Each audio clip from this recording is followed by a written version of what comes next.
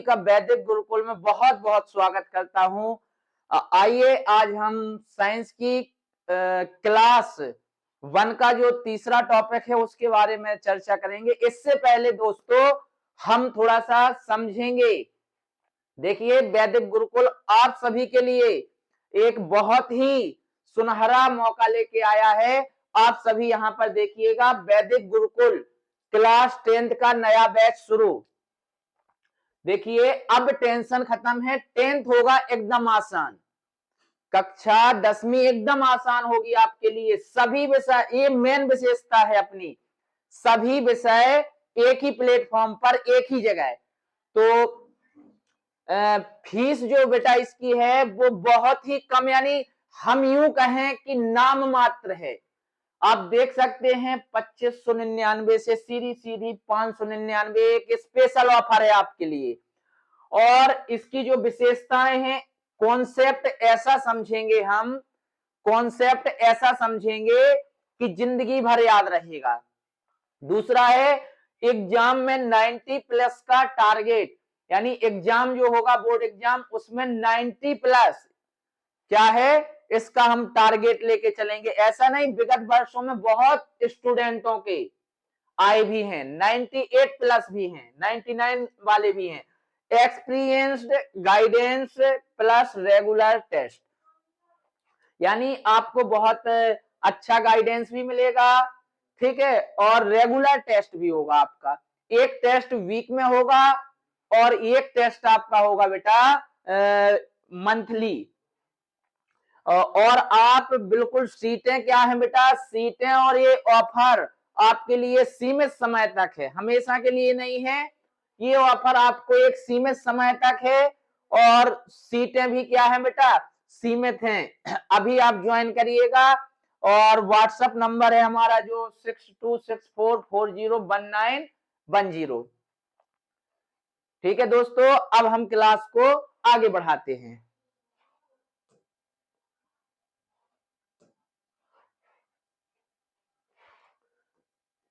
तो हम क्या पढ़ रहे थे बेटा, विज्ञान। क्या पढ़ रहे थे, विज्ञान।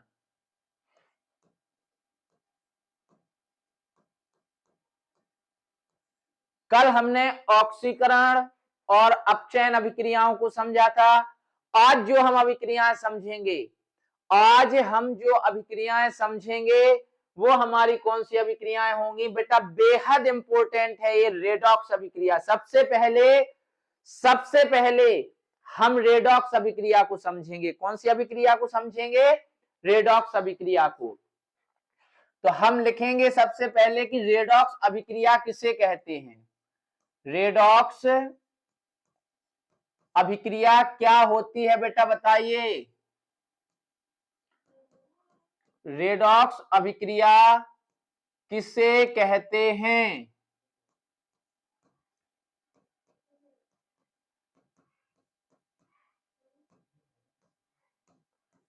बताइए किसे कहते हैं। रेडॉक्स अभिक्रिया किसे कहते हैं। तो हम बेटा यूं समझें कि ऐसी रासायनिक अभिक्रिया जिसमें ऑक्सीकरण एवं अपचयन दोनों क्या होती हैं बेटा, एक साथ संपन्न होती हैं। दोनों एक साथ संपन्न होती हैं। इस अभिक्रिया को हम क्या बोलते हैं, रेडॉक्स अभिक्रिया। फिर से समझिएगा एक बार, ऐसी अभिक्रिया, रेडॉक्स अभिक्रिया ऐसी अभिक्रिया जिसमें, बेहद सरल भाषा है, ऐसी अभिक्रिया जिसमें उपचयन एवं अपचयन अभिक्रियाएं एक साथ संपन्न होती हैं। उपचयन एवं अपचयन क्रियाएं एक साथ संपन्न होती हैं बेटा, ऐसी अभिक्रिया को हम क्या बोलते हैं, रेडॉक्स अभिक्रिया बोलते हैं। क्या बोलते हैं, रेडॉक्स अभिक्रिया। तो हम यहां लिखेंगे बेटा, ऐसी अभिक्रिया, आप चाहें तो रासायनिक भी लिख सकते हैं, ऐसी अभिक्रिया जिसमें, ऐसी अभिक्रिया जिसमें ऑक्सीकरण, यानी जिसे हम उपचयन बोलते हैं, उपचयन एवं, समझिएगा अच्छे से बेटा, ऐसी अभिक्रिया जिसमें उपचयन एवं अपचयन अभिक्रियाएं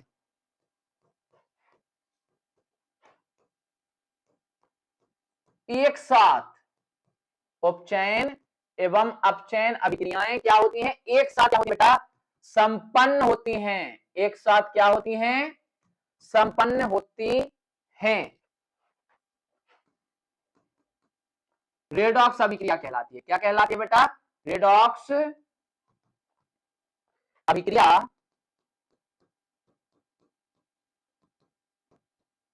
कहलाती है। इसका हम उदाहरण भी लिखेंगे। क्या करेंगे, उदाहरण भी लिखेंगे। समझिएगा, रेडॉक्स क्या है बेटा, ऐसी अभिक्रिया जिसमें क्या हो, उपचयन एवं अपचयन अभिक्रियाएं एक साथ संपन्न हो, उसे हम क्या बोलते हैं बेटा, रेडॉक्स अभिक्रिया। क्या बोलते हैं, रेडॉक्स अभिक्रिया। कल हमने उपचयन को समझाया था, ऑक्सीकरण या उपचयन एक ही है। इसमें क्या होता है, ऑक्सीजन बेटा जुड़ता है या हाइड्रोजन कमी, ऑक्सीजन का योग या हाइड्रोजन का ह्रास, ये बोलते हैं बेटा। अपचयन में क्या होता है, हाइड्रोजन का योग। अपचयन में क्या होगा, हाइड्रोजन का योग या ऑक्सीजन का ह्रास, यानी या ऑक्सीजन की क्या होगी बेटा, कमी होगी। चलिए इसके हम एग्जांपल पर चलते हैं, इसका हम उदाहरण लिखेंगे। क्या लिखेंगे बेटा, उदाहरण। उदाहरण बताइएगा रेडॉक्स अभिक्रिया का, रेडॉक्स अभिक्रिया का बेटा उदाहरण बताइएगा।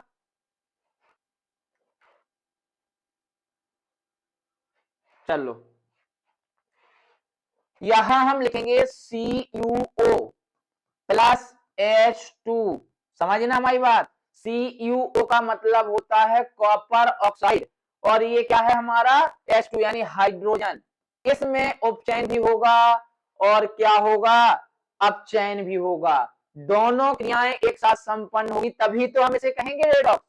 क्यों कहेंगे, क्योंकि इसमें अपचयन भी हो रहा है, ऑक्सीडेशन यानी ऑक्सीकरण भी हो रहा है। तो CuO plus H2 after reaction. अब हम यहां क्या लिखेंगे, चलो Cu को अलग फेंक दो और प्लस H2O। आप सभी जानते हैं जल ही जीवन है, तो H2O बन गया, क्या बन गया, जल। अब यहां पर आप समझिएगा, ऑक्सीजन की कमी हो रही, ऑक्सीजन की क्या हो रही, यहां पर कमी हो रही, और यहां पर हाइड्रोजन में क्या हो रहा है, ऑक्सीजन जुड़ रहा है। तो हम यूं कह सकते हैं कि बेटा रेडॉक्स अभिक्रिया है, क्योंकि इसमें ऑक्सीकरण भी हो रहा है और अपचयन भी हो रहा है। तो ये था हमारा रेडॉक्स अभिक्रिया स्टार क्वेश्चन, पेपर में आने लायक क्वेश्चन। इतनी सरल और अपनी भाषा में, इतनी सरल और अपनी भाषा में, नोट कर लीजिएगा इसे, बहुत इजी है बेटा। ऐसी अभिक्रिया जिसमें क्या होता है, ऑक्सीकरण और अपचयन एक बार वो एक साथ संपन्न होता है। आइए अब हम थोड़ा थ्योरी क्वेश्चनों को समझेंगे। एक क्वेश्चन आता है ये ऑब्जेक्टिव टाइप में, कि जुगनू देखा होगा बेटा आपने, क्या देखा, जुगनू। इसी लेसन से रिलेटेड क्वेश्चन है। जुगनू की जो चमक होती है बेटा, क्यों होती है, कोई बताएगा, जुगनू में जो चमक होती है वो क्यों होती है बेटा, ऑक्सीकरण अभिक्रिया होती है इसमें, क्या होती है। और एक बेटा एलिमेंट बोल सकते हैं या एक पदार्थ होता है जुगनू की चमक के लिए जो उत्तरदायी कारक होता है, वो होता है बेटा ल्यूसी। क्या होता है, ल्यूसीफेरस। आप सभी ने जुगनू देखी होगी। जुगनू रात में क्या करती है, लालटेन लिए घूमती फिरती है। कई बार हम कहते हैं ना कि मच्छर लालटेन लेके घूम रहा है हमें, तो वही जुगनू है। तो जुगनू की जो चमक है वो काय के कारण होती है, बताइएगा, ल्यूसीफेरस नामक प्रोटीन होता है, जिसकी वजह से जुगनू क्या होता है, रात में चमकता है। ऐसे क्वेश्चन बेटा बेहद जरूरी हैं, एक एक नंबर के लिए, एक एक नंबर के ऑब्जेक्टिव क्वेश्चन के लिए बेहद जरूरी है। संयोजन अभिक्रिया हो भी गई थी, हाँ ये अभिक्रिया हम और अभी रह गई थी। बहुत ही अच्छी भाषा में समझेंगे इसे हम बेटा। हमने अभी जो पहले समझाया है, अभी बताया है कि कॉन्सेप्ट ऐसा कि आजीवन याद रहेगा, पेपर तक नहीं, आजीवन। तो समझिएगा, अवक्षेपण अभिक्रिया, कौन सी अभिक्रिया, अवक्षेपण अभिक्रिया। देखिए अपनी भाषा में हम समझें अवक्षेप क्या होता है। कल हमने इसका पर्सनल जिक्र नहीं किया था, लेकिन द्विविस्थापन के उदाहरण में इसका जिक्र किया था। आज इस अभिक्रिया को हम बहुत ही डिटेल में समझने वाले हैं। अवक्षेपण अभिक्रिया, कौन सी अभिक्रिया बेटा? अवक्षेपण अभिक्रिया। ये क्या होती है बताइएगा? अवक्षेपण अभिक्रिया क्या है?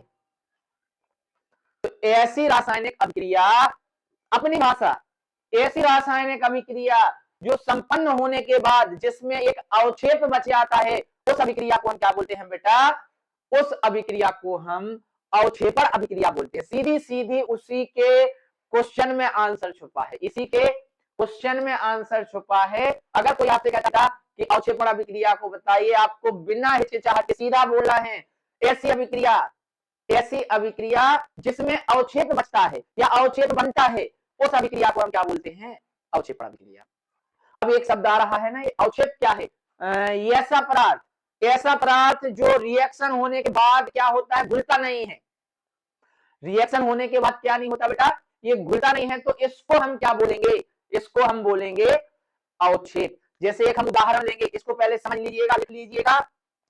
ऐसी अभिक्रिया, समझिए अच्छे से, ऐसी अभिक्रिया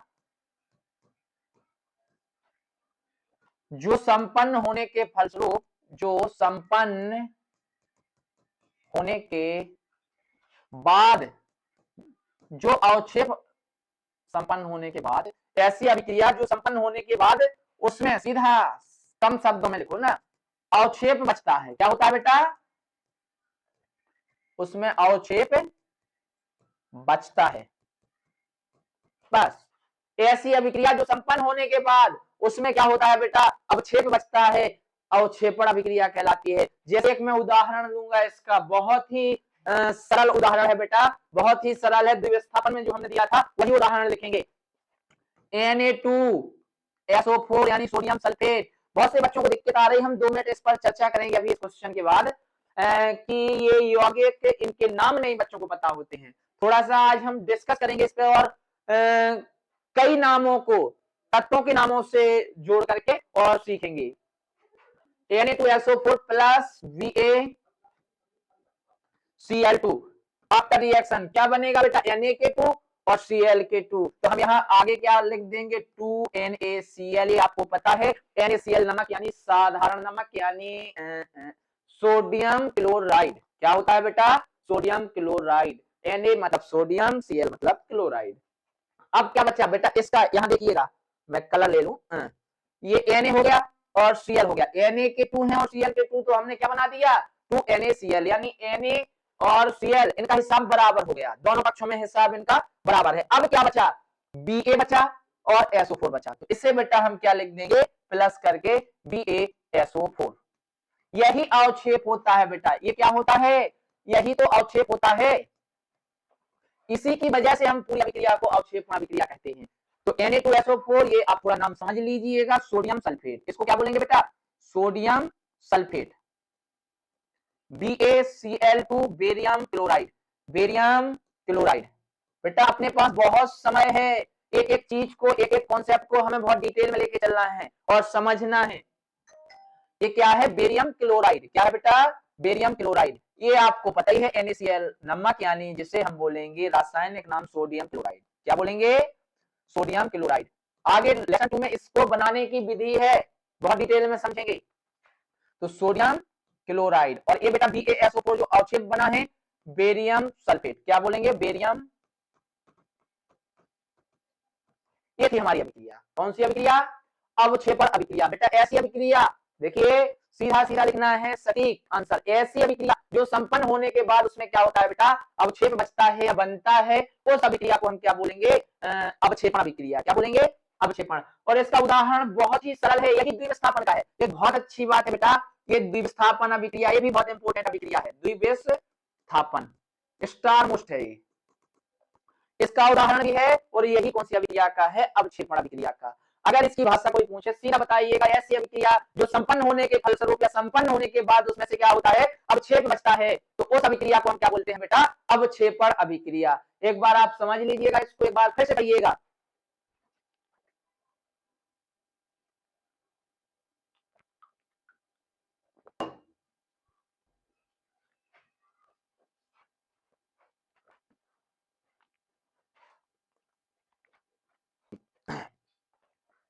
समझ लीजिएगा, इसे एक बार पढ़ लीजिएगा।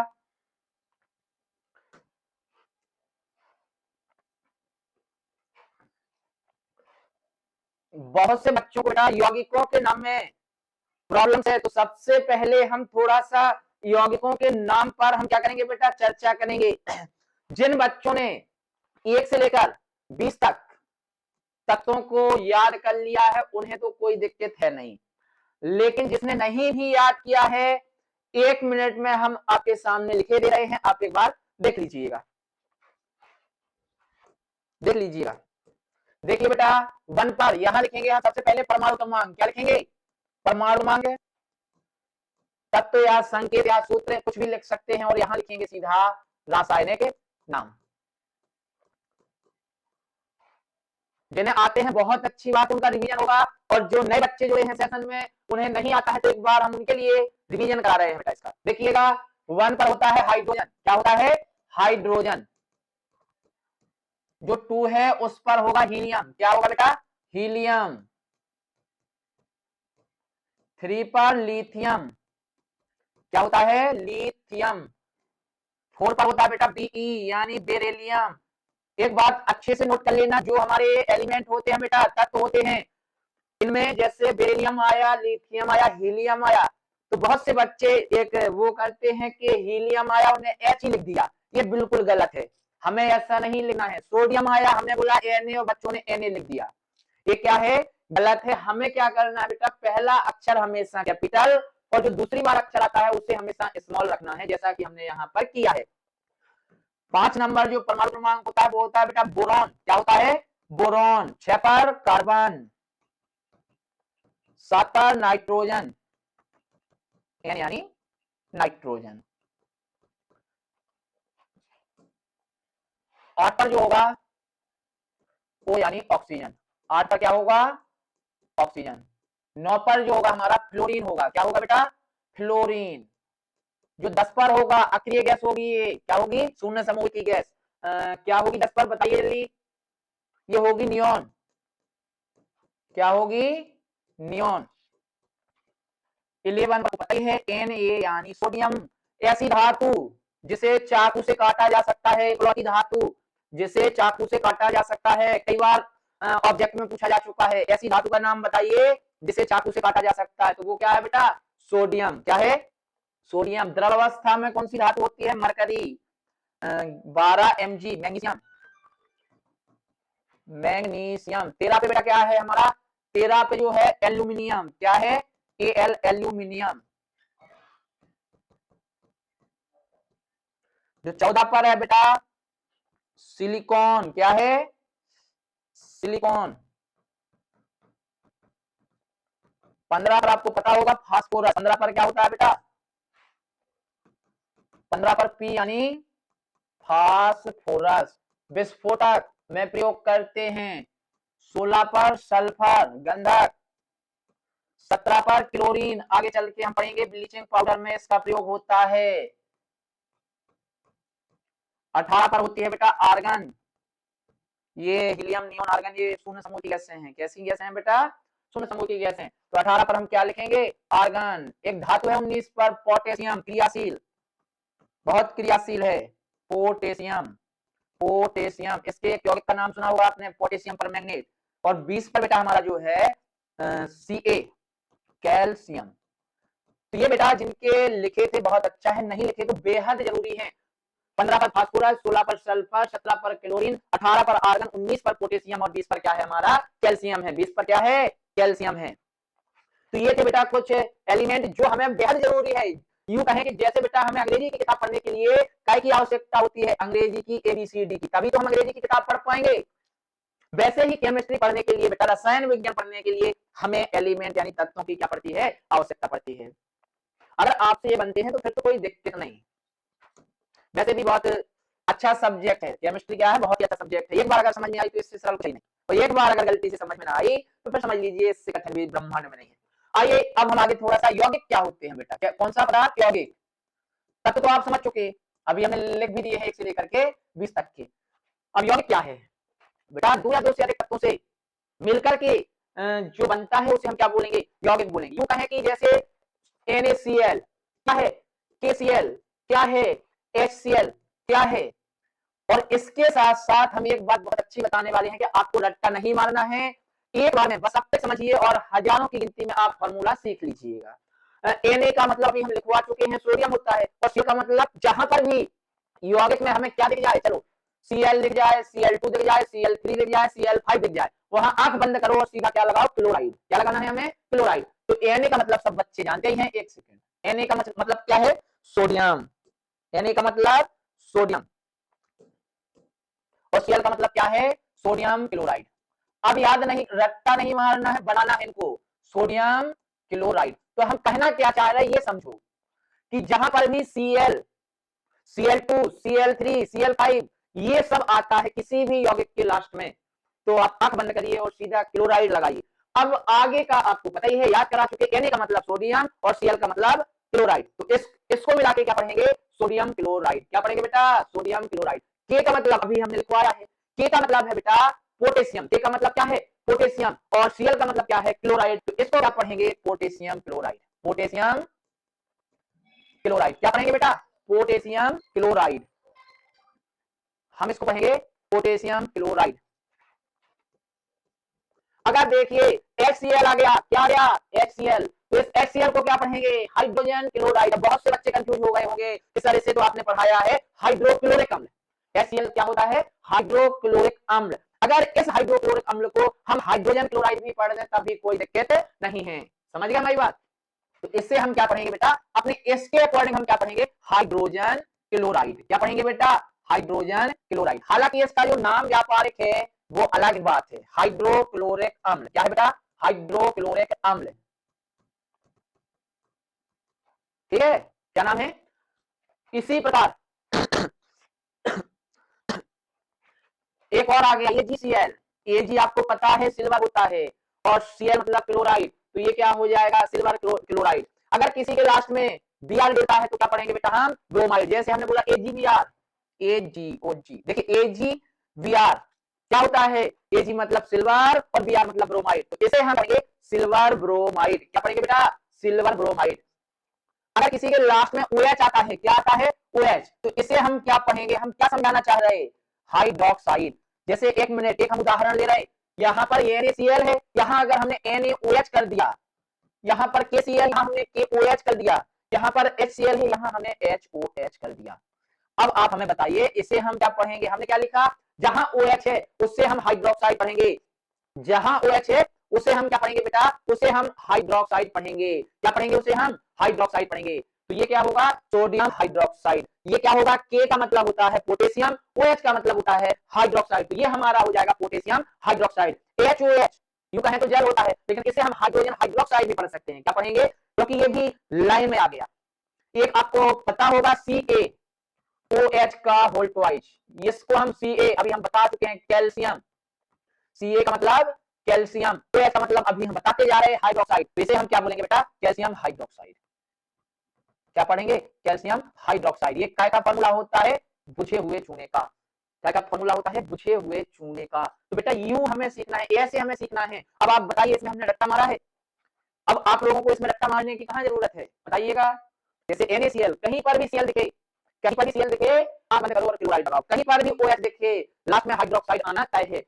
कहीं पर भी CO3 दिखे, कार्बोनेट लगाओ। क्या लगाओ, कार्बोनेट। कहीं पर भी O दिखे, ऑक्साइड लिखेंगे। क्या लिखेंगे, जैसे CaO, अभी हमने एक रिएक्शन में लिखा था CuO, अपर ऑक्साइड। CaO, Ca मतलब कैल्शियम, O का मतलब ऑक्साइड। तो जहां पर लास्ट में O आता है बेटा, वहां हम क्या लगाएंगे, ऑक्साइड लगाएंगे। एक नजर देखिएगा बोर्ड पर, इसके बाद हम आगे बढ़ते हैं, जल्दी देख लीजिएगा एक नजर।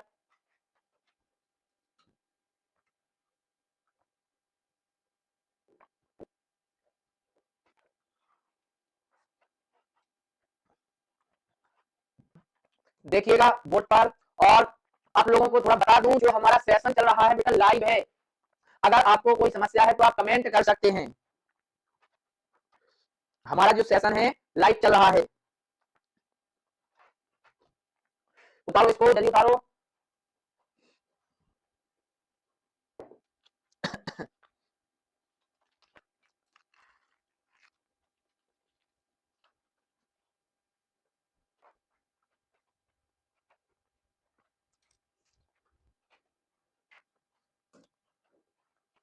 चलिए कुछ उदाहरण दे रहा हूं, आपको करना है। अभी हमने बताया OH को क्या पढ़ते हाइड्रोक्साइड, OH को क्या पढ़ते हाइड्रोक्साइड। अगर कहीं पर आ गया NaOH, इससे क्या पढ़ोगे बताइए, बताते चलिएगा बेटा। NaOH को, Na को हमने क्या सिखाया है सोडियम, OH आ जाएगा हाइड्रोक्साइड, क्या होगा बेटा सोडियम हाइड्रोक्साइड। TOH को पोटेशियम हाइड्रोक्साइड, HOH को हाइड्रोजन हाइड्रोक्साइड, ठीक है। और भी कई तत्व हैं, किसी के भी पीछे OH दिखा है, समझिएगा आप सीधे मुद्दे की बात। कहीं पर भी OH दिखे बशर्ते वो इनऑर्गेनिक नहीं होना चाहिए। कार्बनिक रसायन में बेटा OH एल्कोहल का वो होता है क्रियात्मक समूह, वो अलग बात है। यहाँ पर क्या होगा OH हाइड्रोक्साइड होगा, क्या होगा हाइड्रोक्साइड होगा। अगर नाम लिख लो सोडियम हाइड्रोक्साइड, क्या होगा बेटा सोडियम हाइड्रोक्साइड।